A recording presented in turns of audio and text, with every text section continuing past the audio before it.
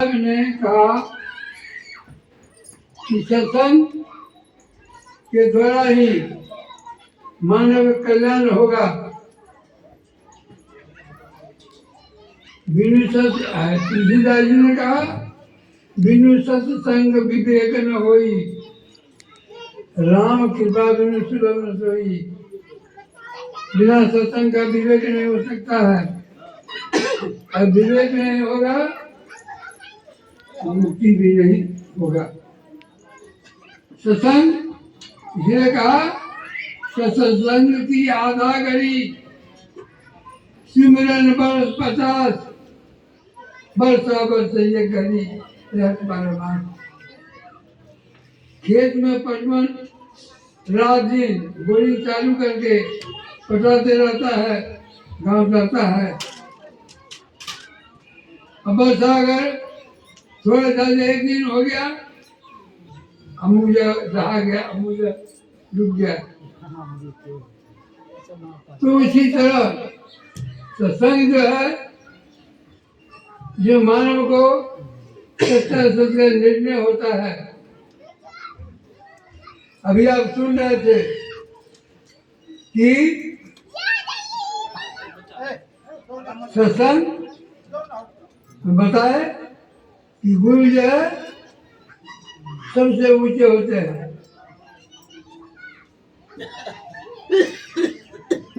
सत्संग किसे कहते हैं? सत जो संग।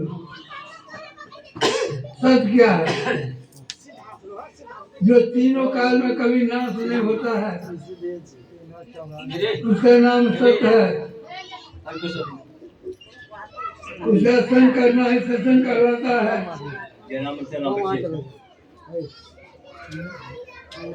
कबीर साहब ने कहा मानुष जन्म दुर्लभ है, मिले न दूसरी बार। पक्का फल जब गिर गया वही लागे डार। लेकिन कच्चा फल भी अगर घास से गिर जाएगा तो सताएगा, उसमें पुनः नहीं सतेगा। कच्चा हो या पक्का हो,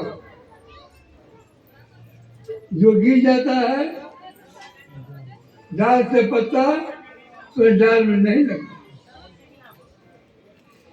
महात्मा बुद्ध जब पहुंचे थे उंगली मार के पास, उंगली मार ने कहा ठहर जा। दूसरी बार पुनः कहा ठहर जा। महात्मा बुद्ध खड़े हो गए। आ गया तब तक तुम्हारे कहने पर तुम्हें ठहर गया, तुम कब ठहरेगा? उसको समझ में नहीं आया। एक काम करो, पेड़ की टहनी को तोड़ करके लाओ। तो पेड़ की टहनी को तोड़ करके लाया, कहा इसको पुनः उसमें जोड़ दो। तो जोड़ने के लिए गया, हरा टूटा हुआ ठल्ली जुड़ेगा उसमें, होगा? महात्मा बुद्ध ने कहा जब तुम तोड़ना जानते हो और जोड़ना नहीं जानते हो तो तुम्हारा क्या अधिकार है तोड़ने का? जहाँ जो पाप करते हो इनका कोई साझीदार है? विद्वान कहा कि सब साझीदार है। कहा तो पता लगा, जाकर के पूछो। कहा हम पूछने की जगह तुम भाग जाओ, सिखाते हमको।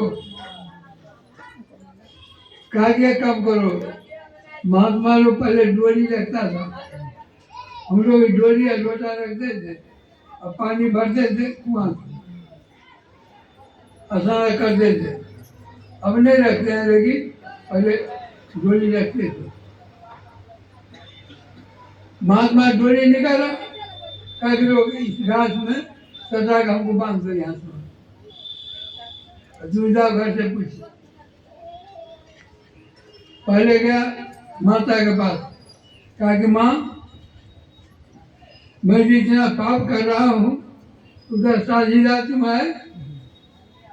नहीं, जो तुमको पालन